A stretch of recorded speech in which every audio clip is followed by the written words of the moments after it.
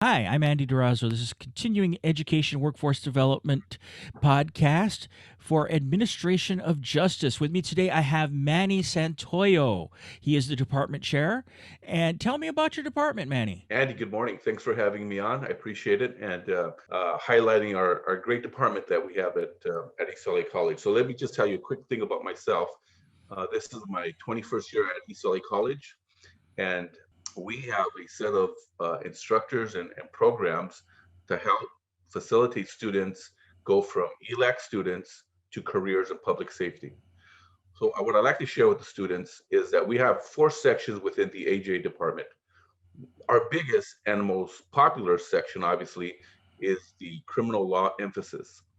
That's the AJ certificates, the AJ degree, in which we've had hundreds of officers, hundreds of students that have come through our program and our success stories. They're out there patrolling the streets of LA. Most of them are LAPD officers, quite a few LA County Sheriff deputies, a few officers in Orange County, a few officers in San Diego. We even had one officer that was hired in Toronto, Canada. That's our biggest hook is the law, our criminal law emphasis. Students are still attracted to criminal law, are still attracted to putting on a badge and serving their community, especially in the community that they grew up on. So that's the biggest part. From there, we can branch out into forensic science. All these TV shows, Andy, that highlight forensic science like CSI something. We should have CSI ELAC, and that's what we should have. But we have a branch of forensic science. There's a lot of students that want to get involved in in public safety and in law enforcement, but for whatever reason, don't want to put on the badge and the gun. And that's a very serious decision to make. So for some students, they want to work behind the scenes. They want to help detectives at crime scenes. They want to help us uh, locate and process blood and hopefully have DNA that can connect a suspect to a crime scene. We have people that want to do fingerprints. We have people that just want to be the background of a criminal investigation. So for those students, we have a forensic science degree program that was just I think in February was just approved. It's gone through so many channels. We've been working on this, Andy, for years, and it's finally been approved where students will be able to get an AJ degree in forensic science. Now, we have two lead instructors for forensic science, Andy, and I'd like you to have them on one day, and they could speak much better on the classes and program than I would. But that is Dr. Janice Kavanaugh. She started our forensic program about 15 years ago, and she's got a wealth of information. She's worked on serial killer cases. She's amazing. She retired. We've brought her back on to run the degree program because it's her degree program. She started it, and she's going to be the coordinator of the forensic degree program. And then we have Professor Christina Fish, who is a criminalist with the Pasadena Police Department. So she's our full-time lead forensic instructor. We have two other ladies. One, Professor Tenorio, works for the Beverly Hills Police Department, and Professor Tafoya with the LA County Sheriff's Department. So we have four fantastic ladies running our forensic program. But I'd like you to have them on a different day, and they can tell you much more than I can. Then we also have our fire tech program.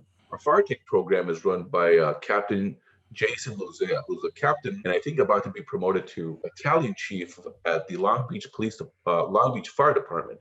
He runs the program, and fantastic program we have in firefighting. Firefighting is incredible. He's got one class. I think it's the wildlife something. He would speak better about this, Sandy, than I would. But with that one certificate, it's just one class. Students are eligible to go fight forest fires just with one class, and he runs that program. Then we have an assortment of other fire tech classes that will enable the student to understand the demands and the requirements to be a firefighter, whether it's for the city of LA, for the county of LA or Orange County, or municipal cities around Southern California. Captain Hosea can help through that, and he also has one other adjunct professor to help him. And then the last branch that we have is our EMT program. Now, we strongly recommend the EMT program for those that want to be firefighters because I don't think you can be an effective firefighter without being a paramedic nowadays. I think you need to have those skill sets, both skill sets, to be eligible to be a qualified candidate to be considered to be a firefighter. And it's a very demanding program. Dr. Cheryl Pittman runs our EMT program. It's a kind of a program that's what you got to take and take that semester. It's a very demanding semester. She could speak to it much better, and so could Captain Hosea. So, Andy, those are our four branches that we have within our department. And, we've gone from teaching in bungalows 20 some years ago to teaching in in some other modified bungalows that are much nicer now. We have a building that's slated to be constructed and finished within a couple of years, or maybe 3 years, but we're going to have our own public safety building that we're going to share with health and sciences and other departments. But we're finally going to have, one of these nice 3-story buildings that everybody has on campus, Andy, to highlight our department. And we're just very proud of our students. We continuously have them come back and be guest speakers. One of our instructors was a former student of ours. That's Angela Solorzano.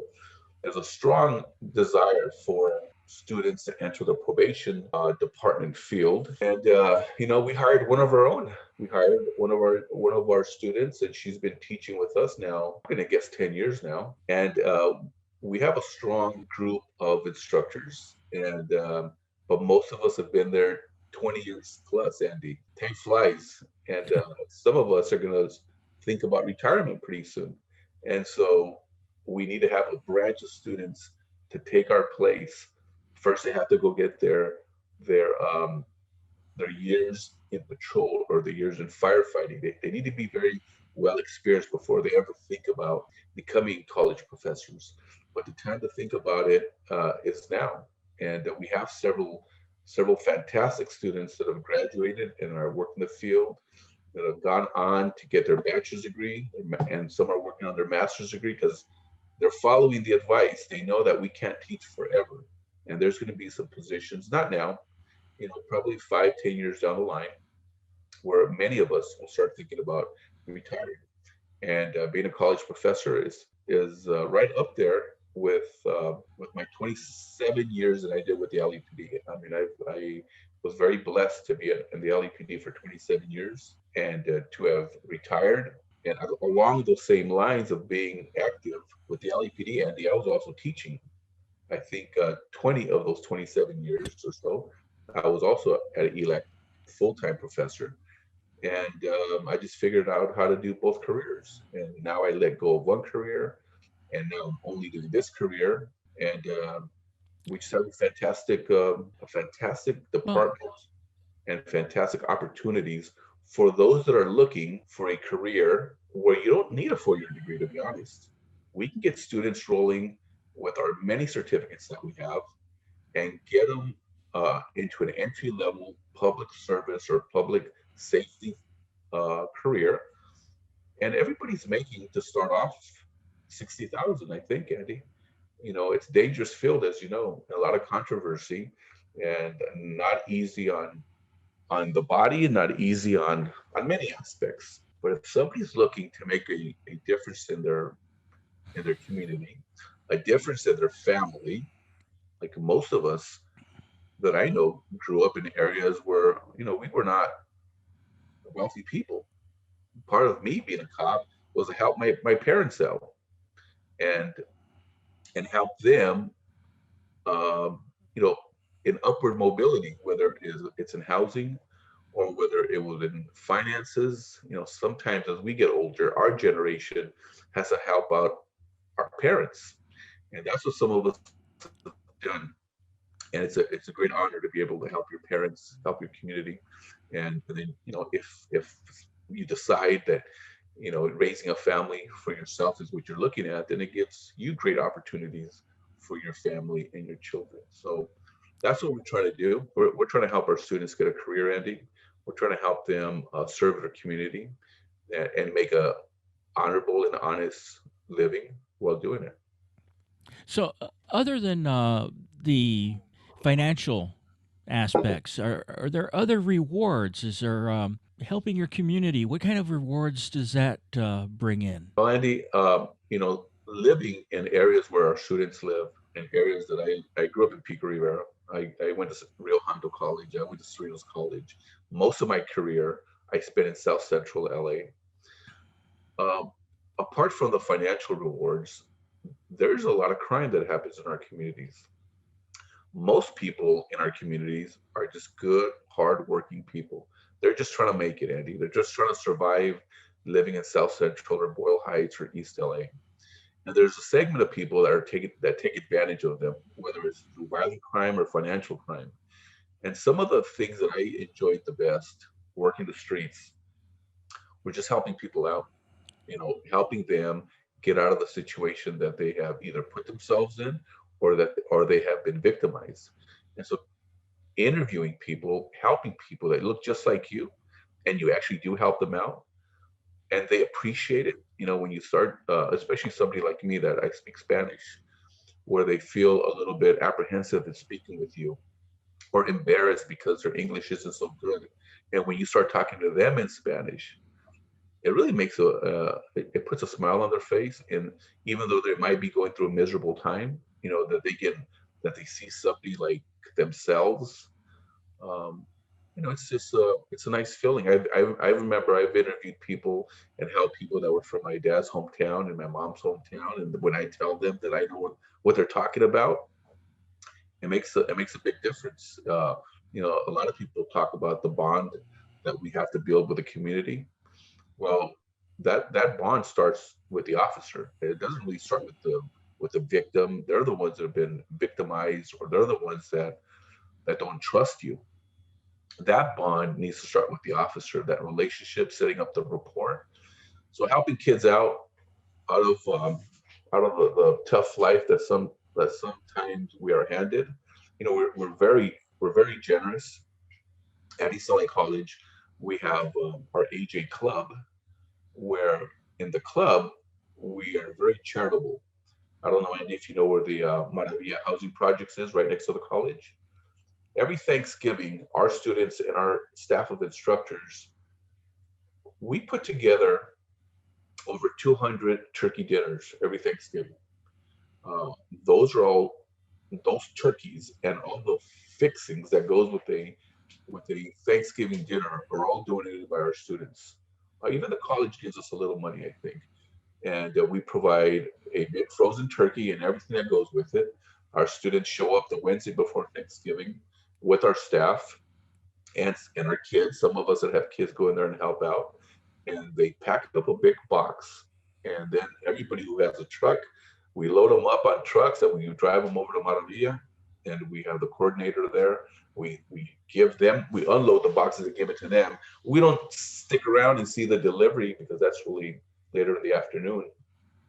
But that alone, Andy, is what we talk about, giving back to the community, teaching our students that, yeah, we want to educate them. We want to have them get off in a career to make a difference, but they also have to know that there's others that are less fortunate, and in the streets, working the streets, you will find many people that are less fortunate than you. And so we want to start them off right now at ELAC, letting them know that it's their responsibility to give back to the community. We also are in partnership with the LA County foster care system.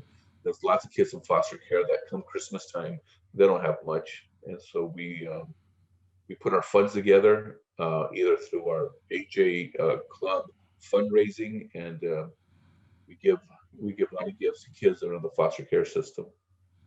So when you ask me what else can we give other than, or what else do we get other than the financial rewards for hard work, is that we teach our students that they have to give back to the community, not only when they work the streets, but even planting that seed right now, Andy. Right now at ELAC, that's what we're trying to do. Okay, other than police officer, and I know I'm going to be talking to someone else about the forensics. Can't spit out the word today. A little early for me. I'm not usually up this early. uh, uh, what other jobs are available? Can students transfer? Could your department lead to maybe even law degrees instead of being on the street, maybe being in the courtroom? Sure, Andy. There are many jobs in law enforcement or public safety that don't require the student to work the streets. So, for example, you mentioned a law degree. Well, we do have a law certificate, which can help students get into the door of a law office, for example, and work as a paralegal, or just understanding what it takes to work in a with an attorney. Now, that attorney could be practicing civil law, which is something that we don't really uh, teach. Well, not really. We don't teach civil law. We teach criminal law, but it could be with a criminal defense attorney. And so that student might be thinking of the other side of criminal justice, which is the defense side. We have two sides in our criminal justice system. We have the prosecution side, but we also have the defense side, and we can't have a criminal justice system without both sides. So that may be something that some students are interested in.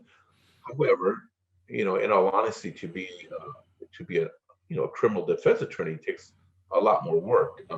The certificate might get you an entry level job in a law firm, but the student would have to then complete their AJ degree or any other degree, to be honest with you, Andy, and then transfer to a 4-year school, get their bachelor's degree in whatever subject, whether it's political science or criminal justice or English or philosophy, and then hopefully get accepted into law school and spend another 3 or 4 years in law school, pass the bar.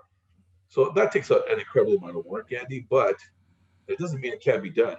And it can start with our one certificate that we call let me look it up. I have it right here. It's the AJ Law Emphasis Certificate. So, in answering that question, Andy, uh, there are many other jobs that don't require the student to become a patrol officer. Another example I can give you, Andy, is the 911 dispatcher. A fantastic job. My sister is a 911 dispatcher with the LAPD. The police officers don't go anywhere without the help of the 911 dispatcher. They are truly our invisible partners that all we do is hear them on the radio. Fantastic job. A lot of my students are a little bit afraid of that job. They think it's too stressful for them. And I tell them that it is not as stressful in the streets, that's for sure. They're in a very modern building with climate control. Nobody's shooting at them. They don't get wet. They're not in the heat. They're not chasing people. They're not fighting with people. But they're such an important part of our organization, of any police, fire, medical response organization, that we need police dispatchers. They start them off about 50 some thousand a year. Um, and so, yeah, we have a great need for police dispatchers, somewhat of a female dominated position, but not entirely. There are a lot of men that are in our field as dispatchers, just like one might say that a police officer job is a male dominated position. And if you were to look at the numbers, that would be true. But that doesn't mean that we don't have many, many females working in the ranks of police officers. So I really love to stress and promote the job of a police dispatcher. There's other civilian jobs where we have some of our students apply for the custody, a detention officer, which is helping to work in the jails. There's no patrol time for that. You just process the people that have been arrested. Not a bad job. There's some minor, dangers with that, dealing with people that have been arrested, but you're not in the streets. There's also people that work as crime analysts.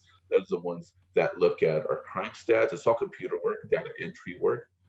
But man, do they really help me? Did they really help me when I was a detective, when trying to look at crime patterns and trying to figure out where the criminal or criminals were going to strike next? That's not just because we're smart cops or because we're at the right place at the right time. And sometimes we are, and sometimes we're just lucky. But a lot of that comes from criminal intelligence that's supplied by the criminal by the analyst. And so that's another great job that students can help in law enforcement and not carry a gun, not ever work the streets. When you talk to Miss Fish, Mr. Professor Fish, or Dr. Kavanaugh, ask them, Andy, about our incredible program and relationship we have with the coroner's office. Because not only do we teach our students about the forensic field side of it. We also teach them about the forensic. That is a hard word to say, Andy. Forensic lab work, but we also have an incredible relationship with the coroner's office. We have oh boy, Andy, what do you call it? An internship. We have an Mm. internship program with the LA County Coroner's Office, and we have our students plugged into the coroner's office, helping them prep the body for an autopsy, fingerprinting, all the things that goes on uh, in an unfortunate autopsy. That some of us, unfortunately, will have an autopsy. Most of us will not, thank God. Most of us will die of illness or old age. We will not die. Our death will not require an autopsy, but about 15% of us will. And it is one of the many jobs of the coroner's office is to establish the cause of death. And there's some of our students they make me laugh because they're just fascinated by death, and they want to be in a building full of dead people, and that's great because they're like the coroner is somewhat of a not somewhat they are medical doctors, but they're somewhat detectives too. And so when I was a homicide detective, I'd be in the autopsies with the doctor, and we're trying to figure out what really killed the person, or if there were multiple gunshots, which gunshot was fatal and which gunshot was not fatal. And they do fantastic work. And we have one or two students every semester at the coroner's office, and some of them are now gainfully employed with the coroner's office. For some reason, I'm picturing those rookies standing in line on the intro to Quincy right now. I think you and I are the only ones that know what you're talking about. Andy, Quincy Probably. Henry. Quincy was, for those listening, Quincy was an old television program based on a coroner, and the rookie officers all lost their lunch while he was showing them what was going on Yeah, during an autopsy in the intro. it is an amazing experience to see an autopsy. And now that you mentioned that about losing your lunch, every semester we take our students to view autopsies as part of our AJ club. We don't call them to say field trips sounds like back in elementary school, but they're learning trips. And one of them is to go to the autopsies. And every semester we take 30 students, and with our connections there, we are able to get them, for the lack of better words, Andy, into the cutting rooms. And we're able to view live autopsies going on from all different perspectives, whether it's the beginning and the middle or the ending part of the autopsy. It is very gruesome to see something like that. But for students that want to become detectives, especially with homicide, they got to know this is what you have to do, and you have to be right there, right next to that body, right next to the pathologist. And then for some students, they see that and they realize that maybe working a homicide detective is not for them. They may not have the stomach for it, but maybe they don't have the stomach for it now. But as you get older and you get a little bit more, unfortunately, detached from the emotions of a criminal investigation, because you have to be detached. You just have to. You cannot cry every time you investigate a murder, even though some of them are very emotional, draining for a detective, and because you deal with the family and you deal with the grieving process with them. So sometimes it's not for the student, but it's better to know about it now, right, Andy? Oh, Than to yeah. Oh, spend yeah.